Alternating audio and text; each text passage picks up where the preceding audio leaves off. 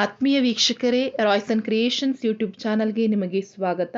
ಇಂದಿನ ಈ ವಿಡಿಯೋದಲ್ಲಿ ಹಲವಾರು ಜಿಲ್ಲೆಗಳಲ್ಲಿ ನಾಳೆ ನಡೆಯಲಿರುವಂತಹ ಸರಣಿ ಅಥವಾ ಜಿಲ್ಲಾ ಮಟ್ಟದ ಪೂರ್ವ ಸಿದ್ಧತಾ ಪರೀಕ್ಷೆಯ ಹಿಂದಿ ಭಾಷೆಯ ಒಂದು ಮಾದರಿ ಪ್ರಶ್ನೆ ಪತ್ರಿಕೆಯನ್ನು ನಾನು ನಿಮ್ಮ ಜೊತೆ ಡಿಸ್ಕಷನ್ ಮಾಡ್ತಾ ಇದ್ದೀನಿ. ಸೊ ಯಾರೆಲ್ಲ ಮೊದಲ ಬಾರಿ ನಮ್ಮ ಚಾನಲ್ ನೋಡ್ತಾ ಇದ್ದೀರಾ, ಸಬ್ಸ್ಕ್ರೈಬ್ ಮಾಡಿ ಹಾಗೂ ನಿಮ್ಮ ಫ್ರೆಂಡ್ಸಿಗೆ ಶೇರ್ ಮಾಡಿ.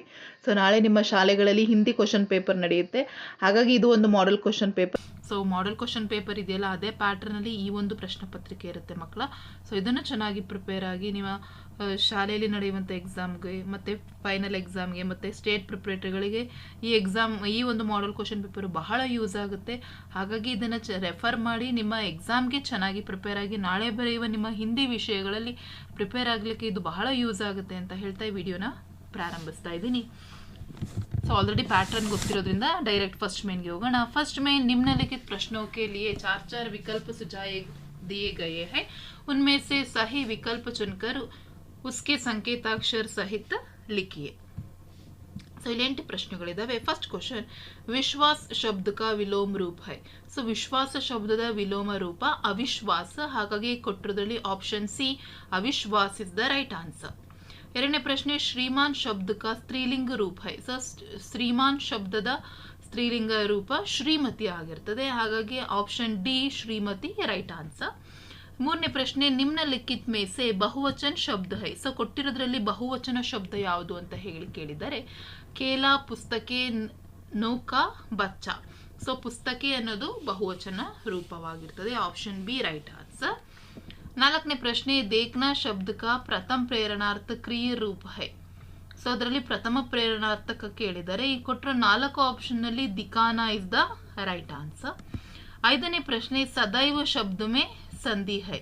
ಸೊ ಸದೈವ ಅಂತ ಬಳಸಿರೋದ್ರಲ್ಲಿ ಸಂಧಿ ಯಾವುದು ಅಂತ ಕೇಳಿದ್ದಾರೆ.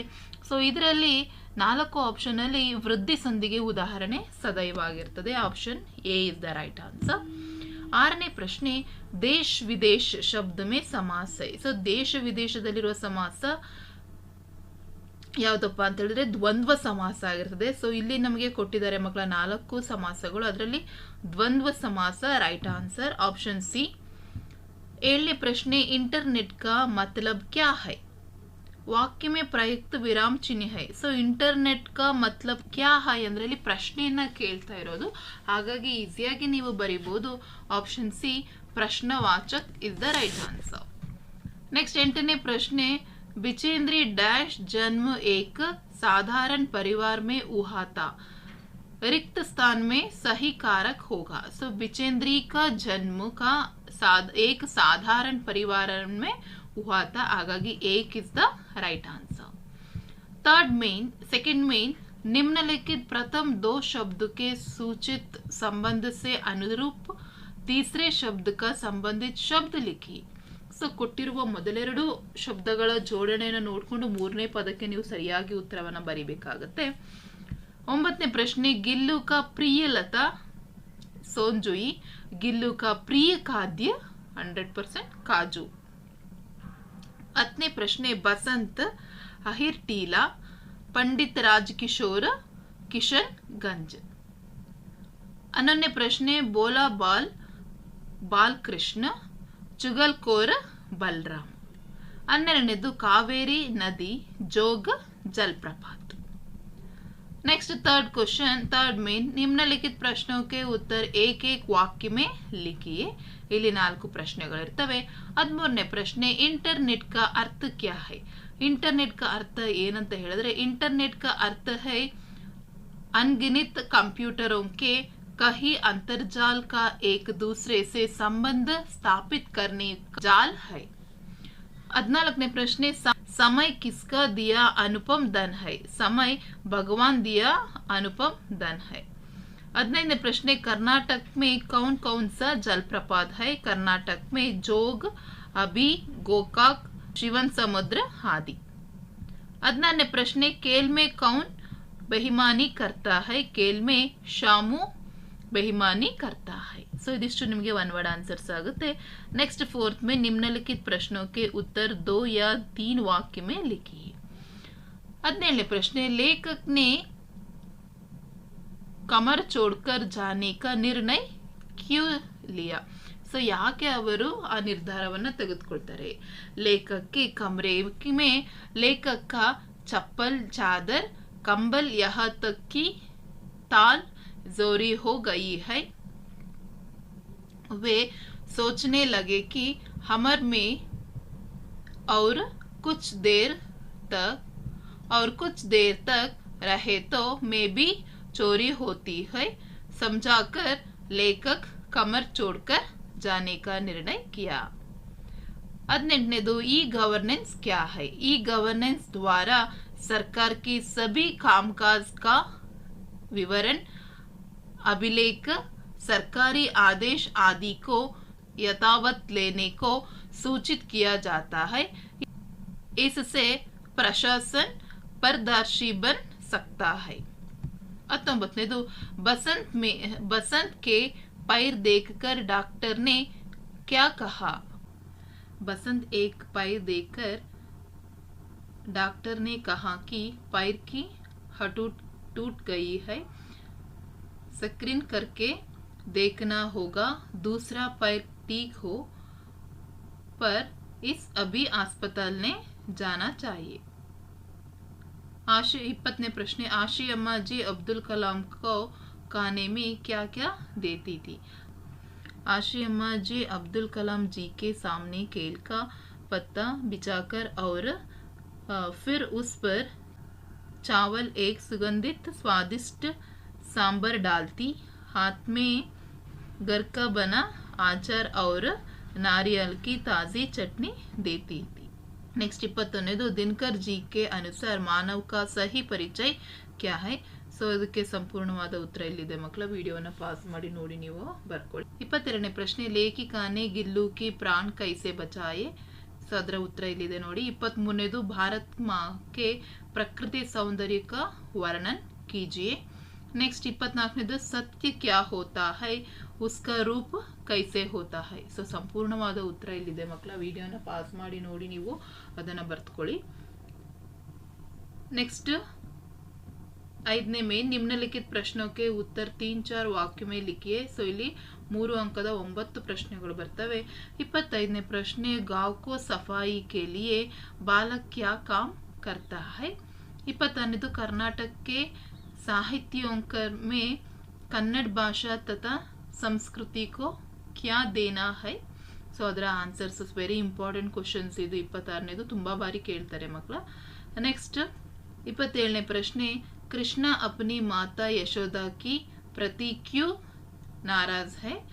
28नेದು दक्षिण शिखर पर चढ़ने समय बिचेंद्री के अनुभव के बारे में लिखिए। नेक्स्ट 29नेದು वीडियो कॉन्फ्रेंस के बारे में लिखिए। नेक्स्ट 30th क्वेश्चन, समय का सदुपयोग कैसे करना चाहिए? 31ನೇ ಪ್ರಶ್ನೆ, मंत्री तथा कार्यकर्ताओं के बीच में क्या चर्चा हुआ? ಸೊ ಸಂಪೂರ್ಣವಾದ ಉತ್ತರ ನಮಗೆ ಇಲ್ಲಿದೆ ಮಕ್ಕಳ, ನೋಡಿ ಬರ್ಕೊಳ್ಳಿ। And next very important 32nd question, दोहे का भावार्थ अपना शब्द के लिखिए। तुलसी साथी विपत्ति के विनय विवेक साहस सूति सुस्त्यवर्त राम भरोसा एक। ಸೊ ಇದರ ಸಂಪೂರ್ಣ ಭಾವಾರ್ಥ ಇಲ್ಲಿದೆ ಮಕ್ಕಳ, ಸೊ ಈ ರೀತಿನೇ ಬರೀಬೇಕು ನೀವು। ನೆಕ್ಸ್ಟ್ 33ನೇದು, गद्यांश के अनुवाद कन्नड़ या अंग्रेजी में कीजिए। दुकानदार ने तारुज उठाई और अपने नौकर से बोला, सुनो हाथ सेर ಕಾಶ್ಮೀರಿ ಸೇಬ್ ನಿಕಲಾಬ್ಕರ್ ಚುನ್ಕರ್ ಲಾನಾ. ಅಂಗಡಿಯವನು ಒಂದು ತಕ್ಕಡಿಯನ್ನ ತಂದು ಕೆಲಸದವನಿಗೆ ಹೇಳಿದನು, ನೋಡು ಇವರಿಗೆ ಅರ್ಧ ಕೆಜಿ ಕಾಶ್ಮೀರಿ ಸೇಬನ್ನ ಹಾರಿಸಿಕೊಂಡು ಬಾ ಎಂದು ಹೇಳಿದನು. ಸೊ ಅದನ್ನ ಇಂಗ್ಲಿಷಲ್ಲಾದ್ರೂ ಬರಿಬಹುದು, ನೀವು ಕನ್ನಡದಲ್ಲಾದ್ರೂ ಬರಿಬಹುದು। नेक्स्ट 6th में निम्नलिखित प्रश्नों के उत्तर 4-5 वाक्य में लिखिए। ಸೊ ಇಲ್ಲಿ 4 ಅಂಕಕ್ಕೆ ಪ್ರಶ್ನೆ ಇರುತ್ತೆ ಮಕ್ಕಳ। 34ನೇ ಪ್ರಶ್ನೆ, बसंत एक ईमानदारी लड़का है कैसे समझाइए ಅಥವಾ कर्नाटक की प्रकृति सौंदर्य का वर्णन कीजिए। ಸೊ ಎರಡರಲ್ಲಿ ಯಾವುದಾದ್ರೂ ಒಂದನ್ನು ನೀವು ಆಯ್ಕೆ ಮಾಡಿ ಬರೆಯಬೇಕಾಗುತ್ತೆ। ಸೊ ಎರಡರ ಸಂಪೂರ್ಣ ಉತ್ತರವು ಇಲ್ಲಿದೆ ಮಕ್ಕಳ, ಕಲ್ತ್ಕೊಳ್ಳಿ। 35ನೇದು, ನಿಮ್ನಲಿಖಿತ ಕವಿತಾಂಶ ಮೇ ಪೂರ್ಣ कीजिए। ಸೊ ಅಸಫಲತಾವನ್ನ ನಿಮಗೆ ಪೋಯಮ್ ಅನ್ನ ಕೇಳ್ತಾರೆ, ಆ 4 ಲೈನನ್ನ ಯಾವುದೇ ವ್ಯಾಕರಣ ತಪ್ಪಿಲ್ಲದೆ ನೀವು ಬರೆದ್ರೆ ನಿಮಗೆ 4 ಅಂಕ ಸಿಗ್ತದೆ। And next very important and ಈಸಿಯಾಗಿ ಮಾರ್ಕ್ಸನ್ನು ತಗೊಳ್ಳುವಂಥ ಮೇನ್ ಯಾವುದಪ್ಪ ಅಂದರೆ 7th ಮೇನ್ ನಿಮ್ನಲಿಖಿತ ಗದ್ಯಾಂಶ ಧ್ಯಾನ್ ಪೂರ್ಕರ್ ಪಡ್ಕರ್ ನೀಚೆ ದಿಯೇ ಏಕ್ ಗಯೇ ಪ್ರಶ್ನಕ್ಕೆ ಉತ್ತರ ಲಿಖಿ. ಸೊ ಇಲ್ಲಿ ಕೊಟ್ಟಿರ್ತಾರೆ ಒಂದು ಕಥೆಯ ರೂಪದಲ್ಲಿ ಒಂದು ಗದ್ಯಾಂಶ ಇರ್ತದೆ ಮಕ್ಕಳ, ವೆರಿ ಈಸಿ. ಸೊ ಅಲ್ಲಿ ಅದನ್ನು ಓದ್ಕೊಂಡು ಇಲ್ಲಿ ಕೆಳಗೆ 4 ಪ್ರಶ್ನೆಯನ್ನು ಕೊಟ್ಟಿರ್ತಾರೆ. ಇಲ್ಲೇ ಸೊ ನೋಡಿ ಪ್ರಶ್ನೆಗಳು ಬಹಳಷ್ಟು ಈಸಿಯಾಗಿರ್ತವೆ, ನೀವು ಸೆಲೆಕ್ಟ್ ಮಾಡಿ ಆನ್ಸರನ್ನು ಬರೀಬೇಕಾದ್ರೆ ಗಮನ ಕೊಡಿ, ಏಕೆಂದರೆ ಬಹಳ ಈಸಿಯಾಗಿರೋ ಗದ್ಯಾಂಶ ಕೊಟ್ಟಿರ್ತಾರೆ. ನೆಕ್ಸ್ಟ್ 37th ಕ್ವಶನಲ್ಲಿ ನಿಮಗೆ ನಿಬಂಧ ಇರ್ತದೆ, ಯಾವುದಾದ್ರೂ 3 ಕೊಟ್ಟಿರ್ತಾರೆ, ನೀವು ಆಯ್ಕೆ ಮಾಡಿ ಬರೀಬೇಕು. ಸೊ ಇಲ್ಲಿ ನಾಗರಿಕೆ ಕರ್ತವ್ಯವನ್ನು ಒಂದು ಕೊಟ್ಟಿದ್ದಾರೆ ಆ್ಯಂಡ್ ಸೆಕೆಂಡ್ ಒನ್ ಸೊ ಅದರ ಸಂಪೂರ್ಣ ಸಾರಾಂಶ ಎಲ್ಲ ಇಲ್ಲಿದೆ, ನಿಮಗೆ ಆನ್ಸರನ್ನು ಇದು ಮಾಡಿ. ನೆಕ್ಸ್ಟ್ ಅದರಲ್ಲಿ ವನ ಮಹೋತ್ಸವನ ಕೊಟ್ಟಿದ್ದಾರೆ, ಫಸ್ಟ್ ಅರ್ಥ ಬರಿಬೇಕು, ಮಹತ್ವ, ನೆಕ್ಸ್ಟ್ ಸಂರಕ್ಷಣಾ ಉಪಸಂಹಾರ. ಸೊ ಫಸ್ಟ್ ಅರ್ಥವನ್ನು ಬರೀರಿ, ನೆಕ್ಸ್ಟ್ ಅದರ ವನ ಮಹೋತ್ಸವದ ಮಹತ್ವ ಏನು ಕೇಳಿದ್ದಾರೆ, ತದನಂತರ ಅದರ ಉಪಸಂಹಾರ ಎಲ್ಲ ಇದೆಲ್ಲನ ಬರೆದು ಎಂಡ್ ಮಾಡಿ. ಆ್ಯಂಡ್ ಲಾಸ್ಟ್ ಮೇನಲ್ಲಿ ನಿಮಗೆ ಒಂದು ಪತ್ರ ಲೇಖನ ಇರ್ತದೆ. ಸೊ ಒಂದು ಅಪ್ನಿ ಪಢಾಯಿ ಕೆ ಬಾರೆ ಮೇ ಬತಾಯೆ ಹುಯೆ ಅಪ್ನೆ ಪಿತಾಜಿ ಕಾ ನಾಮ ಏಕ್ ಪತ್ರ ಲಿಖಿ. ಸೊ ಫಸ್ಟ್ ನೀವು ಇಲ್ಲಿ ಸ್ಥಳವನ್ನು ದಿನಾಂಕವನ್ನು ಬರೆದು ಪೂಜ್ಯ ಪಿತಾಜಿ ಸಾದರ್ ಪ್ರಣಾಮ್ ಅಂತ ಹೇಳಿ ನೀವು ಇಲ್ಲಿ ಬರೀತೀರ. ಸೊ ಇಷ್ಟು ಬರೆದ್ಬಿಟ್ಟು ಅಪ್ನ ಪ್ರಿಯ ಪುತ್ರ ಅಂತ ಹಾಕಿ ನಿಮ್ಮ ಅಡ್ರೆಸ್ಸನ್ನು ಹಾಕ್ತೀರ ಮಕ್ಕಳು. ಸೊ ಇಲ್ಲಿ 2 ಪ್ರಶ್ನೆಯನ್ನು ಕೊಟ್ಟಿರ್ತಾರೆ, ಅದಕ್ಕೊಂದು ಆಪ್ಷನನ್ನು ಕೊಟ್ಟು ಗಾಂವ್ ಜಾನೆ ಕೆ ಲಿಯೆ ಚಾಪ್ 4 ದಿನೋं के छुट्टी मांगते हुए अपने ಪ್ರಾಧ್ಯಾಪಕನಿಗೋ ಏಕ ಪತ್ರ ಲಿಖಿ. ಸೊ ಚುಟ್ಟಿ ಪತ್ರವನ್ನು ಕೇಳ್ತಾರೆ, ಇಲ್ಲಿ ಕೆಳ ಸ್ಥಳವನ್ನು ಬರೆದು ಪ್ರೇಷಕ್ ಅಂತ ಹೇಳಿ ಬರೆದು, ತದನಂತರ ಸೇವಾಮೆ ಅಂತ ಹೇಳಿ ಮಾನ್ಯವಾರ ಅಂತ ಹೇಳಿ ಬರೆದು ವಿಷಯವನ್ನು ಬರೆದು ಬಿಟ್ಟು ಧನ್ಯವಾದ ಸಹಿತ ಅಂತ ಹಾಕಿ ಆಪ್ಕ ಆಜ್ಕಾರಿ ವಿದ್ಯಾರ್ಥಿ ಅಂತ ಹೇಳಿ ಬರೆದು ನಿಮ್ಮ ಹೆಸರನ್ನು ಬರೆದು ಇಲ್ಲಿ ಸೆಕ್ಷನನ್ನು ಬರೀಬೇಕು. ಸೊ ಇದಿಷ್ಟನ್ನು ಬರೆದ್ರೆ ಮಕ್ಕಳು ನಿಮಗೆ ಈಸಿಯಾಗಿ 5 ಅಂಕಗಳನ್ನ ಗಳಿಸ್ಬೋದು. ಸೊ ಈ ಒಂದು ಪ್ರಾಕ್ಟೀಸ್ ಪೇಪರ್ ನಿಮ್ಮ ನಾಳೆ ಬರೆಯುವಂತಹ ಸರಣಿ ಪರೀಕ್ಷೆಗೆ ಅಥವಾ ನಿಮ್ಮ ಪ್ರಿಪ್ರೇಟರಿಗೆ ಯೂಸ್ ಆಗುತ್ತೆ ಅಂತ ಹೇಳ್ತಾ ಈ ವಿಡಿಯೋನ ಎಂಡ್ ಮಾಡ್ತಾ ಇದ್ದೀನಿ. ಈ ವಿಡಿಯೋ ಇಷ್ಟ ಆದರೆ ಲೈಕ್ ಮಾಡಿ, ಶೇರ್ ಮಾಡಿ ಹಾಗೂ ಸಬ್ಸ್ಕ್ರೈಬ್ ಮಾಡಿ. Thank you for watching this video.